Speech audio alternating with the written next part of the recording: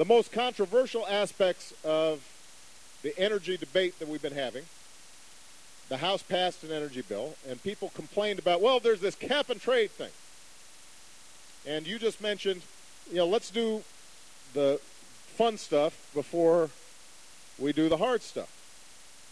The only thing I would say about it is this. We may be able to separate these things out. And it's conceivable that that's where the Senate ends up. But the concept of incentivizing clean energy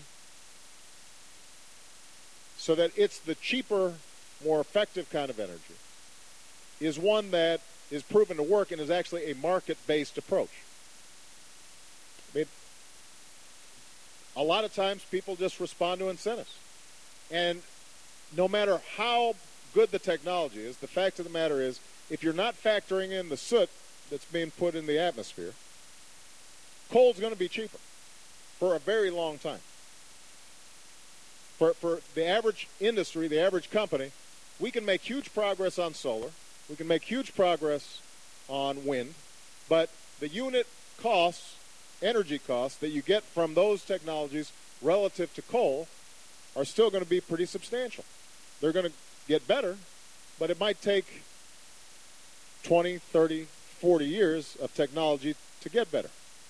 And so the question then is, does it make sense for us to start pricing in the fact that this thing's really bad for the environment? And if we do, then can we do it in a way that doesn't involve some big bureaucracy and a control and command system, but just says, look, there's going to be a price to pollution. And then everybody can adapt and decide which are the best energies. And that's by the way, remember acid rain? That's how that got solved. Was basically what happened. The Clean Air Act slapped a price on sulfur emissions. And what ended up happening was all these companies who were saying this is going to be a jobs killer, et cetera, they figured it out. They figured it out a lot cheaper than anybody expected. And it turns out now that our trees are okay up here in New Hampshire. That's a good thing. So we should take a lesson from the past and not be afraid of the future. Oh, there's a signal that I only have time for a few more questions. Okay, I'm going to try to take two more. It is a young lady's turn. Well, I shouldn't be biased against the folks back here. There you go. Hi, I'm Judy Loftus. I teach at Nashua South High School. I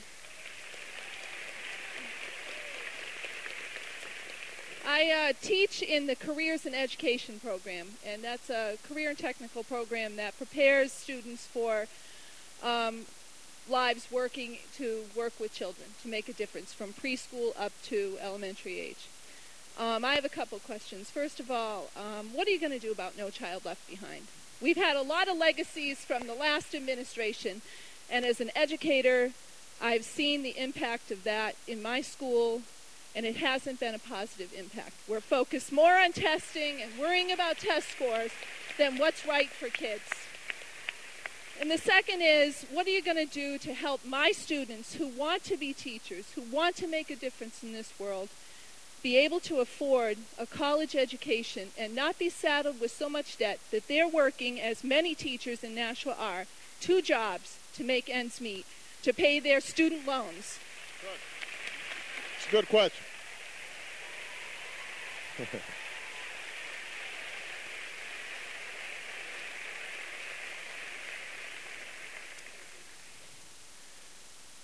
The short-term proposals that I put forward are designed to accelerate job growth,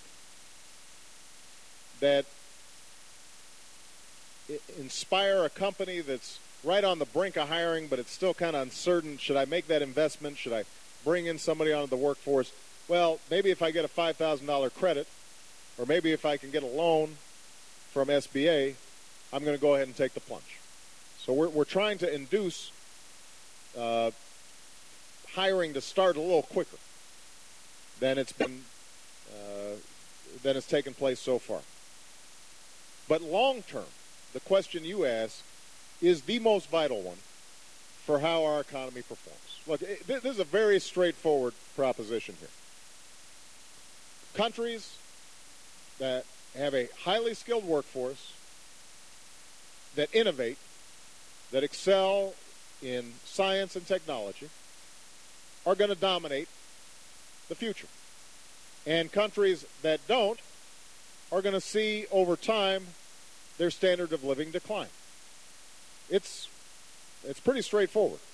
If we're the country that's innovating and creating new products and at the high end of the product chain, then everybody here is going to have enormous opportunity. And if we're not, we don't. So, what does that mean? On the education front, our elementary schools, our secondary schools, have been slipping. We used to have the best. Now we have pockets of the best, and then we have mediocrity, and then we have some schools that are just terrible. We've got to make sure every child is getting a good, solid education. And what that means is, it means we continue to invest in early childhood education, which my budget does. It means so that our kids are prepared when they start school. It means that we help schools with just their basic budgets. And as I said, the Recovery Act prevented a lot of layoffs and really patched holes in a lot of school budgets. It's not sexy. It doesn't get a lot of credit, but it made a huge difference. We've got to make sure, though, also that the single most important factor in a elementary and secondary school education is fulfilled, and that is we've got excellent teachers in the classroom who are getting paid a good salary and are getting the support that they need. Now,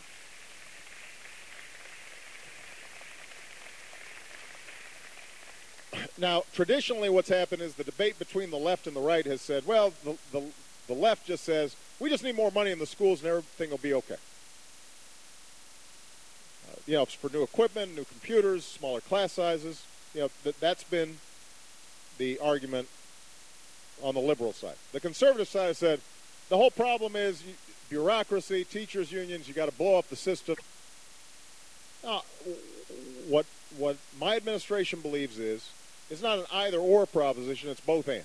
We need more money, but we need to spend the money wisely, and we need to institute reforms that raise standards and push everybody in a school, principal, teacher, student, parent, to pursue excellence. So last year what we did is we started with something called Race to the Top, and it's a pretty simple proposition. We carved out a little bit of money that doesn't just go to general revenue, Title I, all the general federal support for schools. And we said, this money, this Race to the Top money, you get it only if you're working to make for excellent teachers, you're collecting good data to make sure that your students are actually making progress in the schools, you're dealing with the lowest performing schools in your school district, you've got ideas that are showing concrete results in improvement, not in absolute test scores, but in the progress that school is making, we're going to fund those improvements.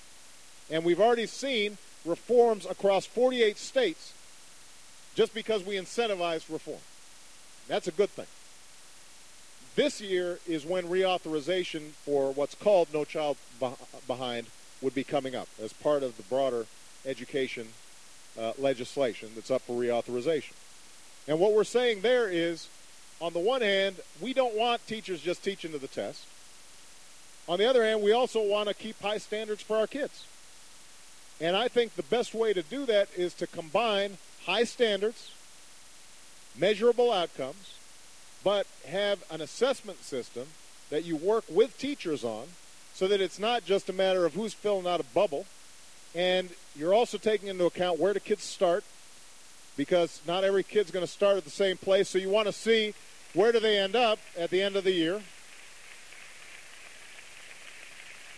So I just had a meeting with my team this week about this, trying to find ways that we can improve the assessment system so we're still holding schools accountable, we're still holding teachers accountable, but we're not just holding them accountable for a score on a standardized test. But we have a richer way of assessing whether these schools are making progress. All right, so that's the answer to the No Child Left Behind. On the college front, here's the deal. We've already increased Pell Grants, and we want to increase them again. We've already increased both the size of each grant that's permissible, but also the number of grants available so more students can get to them.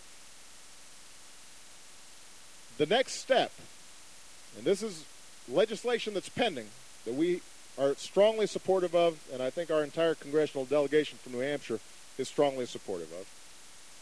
What it would do is it would say to every student all across America, and this is especially important for somebody who wants to go into teaching, not a high salary profession.